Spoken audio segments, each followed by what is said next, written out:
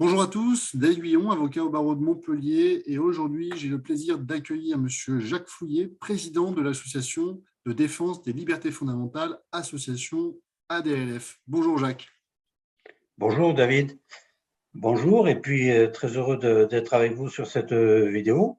Donc je me présente, Jacques Fouillet, président de l'association de défense des libertés fondamentales. Donc c'est une association que nous avons constituée au départ sur Montpellier, à l'initiative de Maître Guillon d'ailleurs, qui nous a expliqué que nous avions intérêt à créer une association, car tous les collectifs qui se battent, il faut bien dire le mot, depuis bientôt 2 ans contre toutes les mesures liberticides, n'avaient pas la possibilité juridiquement de faire directement des recours.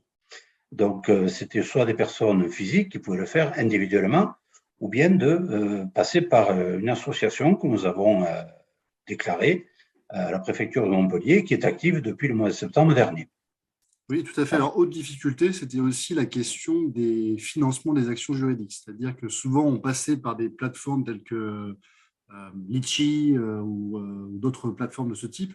Et en réalité, il y avait souvent une problématique sur la libération des fonds ou la collecte des fonds. Et il est vrai que la question d'une association aurait été beaucoup moins problématique.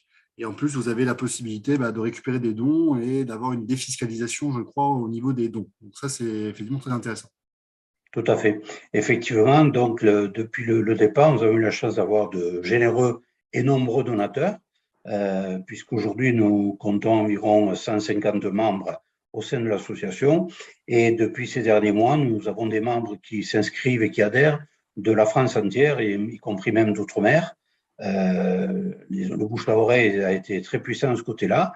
Et nous avons des dons qui sont faits soit pour l'objet général de l'association, qui est donc la défense des droits et des libertés fondamentales des citoyens, mais également des dons qui sont bien souvent ciblés compte tenu des recours et des actions que nous mettons en place, notamment avec vous, Maître Guillon, pour sauvegarder encore les droits de nos adhérents et des citoyens en général. Et ça, c'est très intéressant ce que vous avez soulevé, c'est-à-dire que l'association de défense des libertés fondamentales, certes, a été immatriculée à Montpellier, mais en réalité, son objet social s'étend à toute la France. C'est-à-dire, ce sont les libertés fondamentales dans leur ensemble. Alors, des libertés fondamentales qui sont bafouées en ce moment, effectivement, c'est pas ça qui manque. Et on constate bien que c'est sur l'ensemble du territoire métropolitain, mais également dans les dom-toms. Donc ça, c'est effectivement très intéressant. Cette association, on voit bien qu'elle a un objet qui la dépasse largement et qui n'est pas uniquement géographique. Donc ça, c'est intéressant de le préciser. Vous n'êtes pas les seuls aussi en tant qu'association. J'ai d'ailleurs d'autres associations qui travaillent aussi à mes côtés. Finalement, est-ce que c'est une association de plus ou est-ce que finalement, c'est une association qui a une mission aussi particulière? Qu'est-ce que vous en pensez, Jacques? Alors, vous faites penser à une remarque qui m'a été faite récemment par un nouvel adhérent qui me signalait qu'il existait en France de nombreux collectifs et associations qui donc luttent contre les privations que nous subissons depuis 2 ans et qu'il serait bien peut-être que tous ces collectifs et associations s'unissent pour une seule entité. Ce à quoi je lui ai répondu que, bon, d'abord, il est très compliqué de s'unir selon la situation que nous avons les uns et les autres, la situation géographique également, même si elle n'est pas des plus importantes, on vient de s'en rendre compte, mais également, je crois que si chaque entité fait flèche de tout bois contre justement ces décisions liberticides que nous subissons, je crois que plus nous tirerons dans ce même sens auprès des tribunaux et des juridictions, plus nous ferons entendre parler de la colère des citoyens et la volonté que tous les Français, de plus en plus nombreux, souhaitent recouvrer leur liberté, leurs droits fondamentaux tels qu'ils les ont connus jusqu'à ces derniers temps. Voilà. Ouais, alors moi, j'ajouterais, Jacques, parce qu'effectivement, c'est une remarque que j'avais eue également. Je pense que l'addition d'efforts, c'est une multiplication des chances de succès. C'est-à-dire que selon les associations, ce ne sont pas toujours les mêmes stratégies. Ce ne sont pas non plus toujours les mêmes personnalités. Ce ne sont peut-être parfois aussi pas toujours les mêmes avocats qui interviennent. Et d'ailleurs, c'est tant mieux. C'est-à-dire que moi, par exemple, j'interviens avec de nombreux collectifs et de nombreuses associations, mais je ne suis pas l'avocat exclusif. Il y a parfois aussi recours à d'autres avocats et je trouve que c'est très bien parce que ça permet justement d'avoir des stratégies un peu différentes et complémentaires.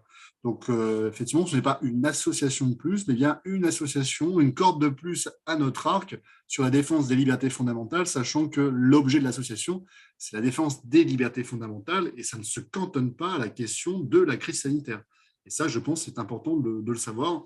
Et d'ailleurs, si on va sur votre site aujourd'hui, on voit bien qu'il y a d'autres problématiques qui se posent que la question des libertés fondamentales, notamment la ZFE, la zone de faible émission, qui effectivement va concerner la métropole de Montpellier, mais dont on sait qu'elle sera étendue également à d'autres métropoles un peu partout en France.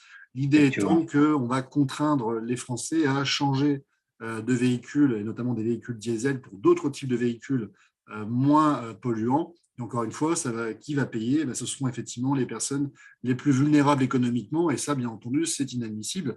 Et donc, l'association est déjà en train de se positionner sur cette question. Donc, on voit bien que ça ne se cantonne pas à la question de la crise sanitaire, et je pense que c'est quelque chose d'un peu différent des autres associations que j'ai pu rencontrer qui, elles, effectivement, avaient un objet peut-être beaucoup plus ciblé. Donc, affaire à suivre. Oui, et puis on peut rajouter que l'expérience des uns peut profiter aux autres. Ce que réalise une association, un cabinet d'avocats, etc., c'est à l'information de tous et chacun peut s'en imprégner et en tenir compte pour ses actions futures. Et ça, je crois que c'est la pluralité qui permet la réussite aussi. Très bien, écoutez, merci Jacques pour votre confiance, pour ce partenariat qu'on va mettre en place et on va expliquer dans d'autres vidéos incessamment sous peu quelles sont les autres actions que nous sommes déjà en train de mettre en place et sur lesquelles nous allons être beaucoup plus expansifs. Voilà, n'hésitez pas à nous suivre. Merci à tous. Merci David.